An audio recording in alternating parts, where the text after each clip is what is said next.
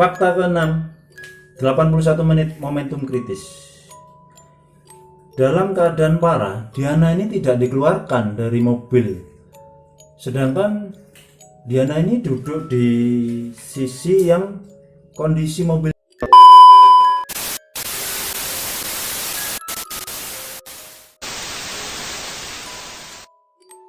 Terima kasih yang sudah klik video ini.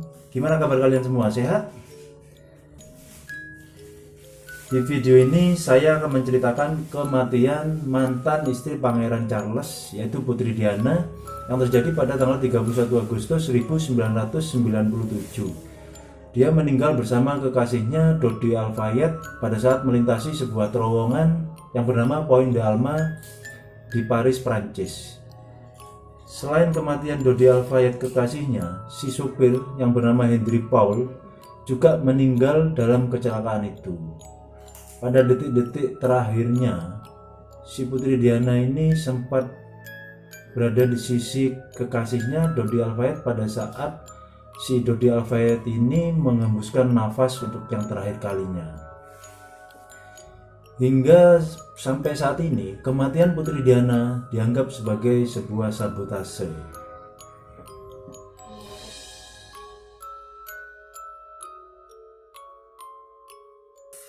Beberapa 10 fakta misterius yang menyelimuti kematian Putri Diana, diantaranya adalah satu, mobil diganti pada detik-detik terakhir kematiannya.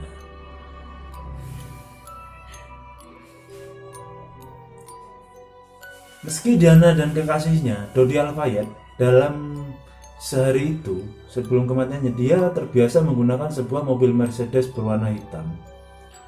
Pada saat keluar dari Hotel Ritz,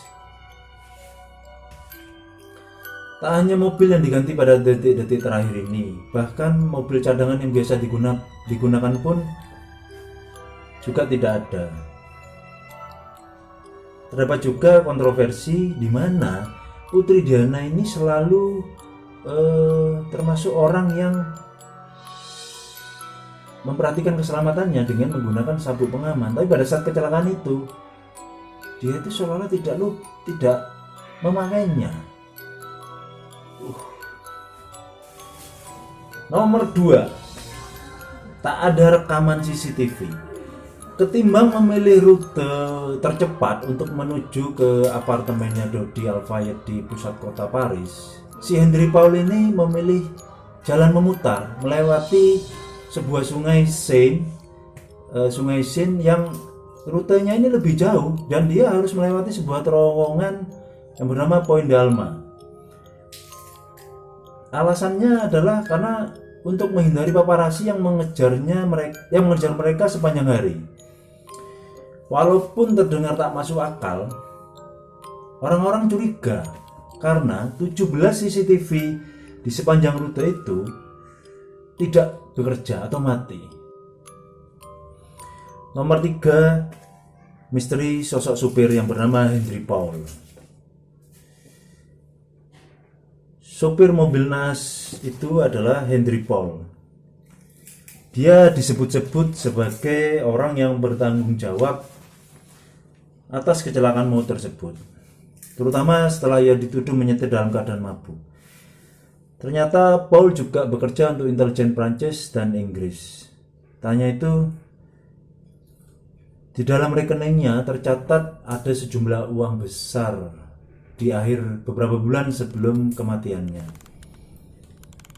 Fakta nomor 4, seorang teman lama Diana, Simon, mengungkap kisah mengejutkan bahwa ia menerima telepon dari seorang pejabat tinggi Inggris yang membahas soal kampanye Diana terkait pelarangan ranjau darat. Ketika Diana memberikan telepon ini ke Simon, ia dapat mendengar seorang pria berkata, "Jangan ikut campur dalam hal-hal ini, karena Anda tidak tahu, kecelakaan bisa terjadi." Diana menganggapnya sebuah ancaman serius dan khawatir bahwa intelijen Inggris ini benar-benar serius untuk mewujudkan sebuah kecelakaan yang dirancangnya. Beberapa tahun setelah kematian Diana, terungkap bahwa lembaga intelijen AS seperti NASA memiliki ribuan. Fakta kelima tentang sebuah surat yang memprediksi kematian Putri Diana. Beberapa bulan sebelum kematian Putri Diana ini mengirim dua buah surat kepada sahabat dekatnya, yaitu Paul Burrell selaku kepala pelayan istana dan Lord Mitchum pengacaranya. Dalam surat ini Putri Diana menceritakan bahwa pihak kerajaan atau keluarga suaminya itu menghendaki kematian si Putri Diana ini, dan rancangannya adalah sebuah kecelakaan mobil. Mendengar berita ini, si Paul Burrell memilih untuk mempublikasikan dan memamerkan berita ini kepada awak media. Sedangkan Lord Mitchum memilih untuk menyerahkan surat-surat itu kepada kepala kepolisian yang bertugas, yaitu Paul Candon. Akan tetapi Paul Candon dan penggantinya yang bernama Lord Stephen tidak mengungkap isi surat ini. Hal ini merupakan sebuah tindakan ilegal karena menyimpan sebuah bukti penyelidikan. Akan tetapi sampai saat ini tidak ada tindakan serius untuk kedua kepala kepolisian ini.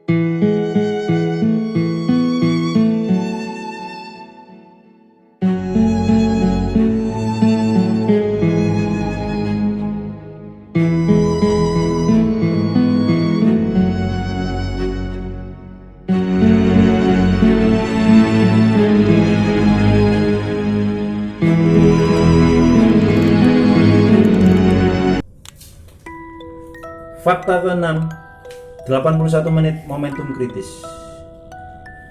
Dalam keadaan parah, Diana ini tidak dikeluarkan dari mobil. Sedangkan Diana ini duduk di sisi yang kondisi mobilnya ini tidak ringsek. Dan dia harus menunggu kurang lebih 37 menit sebelum ambulan itu datang. Hal ini dianggap ganjil karena tempat duduknya itu tidak ringsek. Total Diana waktu itu harus menunggu 81 menit sebelum dibawa ke rumah sakit.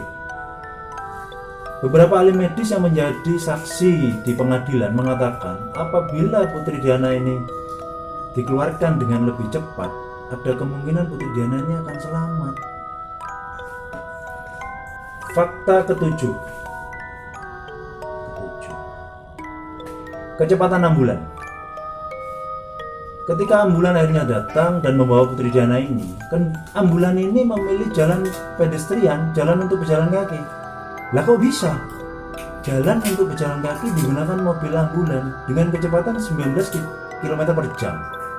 Hal ini sangat janggal sekali menurut para penyelidik, para peneliti dan tenaga medis. Tapi mereka berdalih bahwa di kendaraan ambulan ini dilengkapi dengan beberapa alat medis yang canggih sehingga memungkinkan untuk melakukan pertolongan segera kepada si korban. Apabila melaju dengan kecepatan tinggi, dimungkinkan si pasien tidak ditangani dengan baik.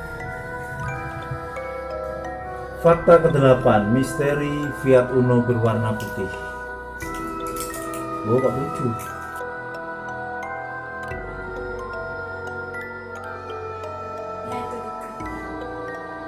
Fakta ke-9, kilatan cahaya di terowongan. Banyak saksi mata mengatakan bahwa sebelum terjadi kecelakaan itu terdapat kilatan cahaya yang menyebabkan ada kemungkinan si sopir ini, Henry Paul ini kehilangan kontrol karena cahaya tersebut, dan memang itu seolah-olah memang disengaja. Lanjut, fakta ke-10, terowongan terlalu cepat dibuka.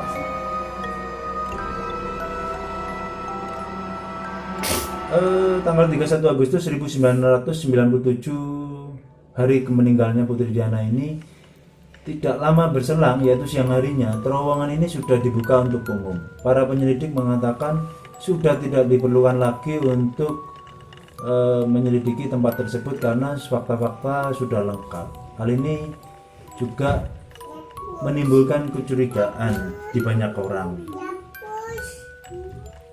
sehingga penyebab kematian Putri Diana ini sampai saat ini misterius.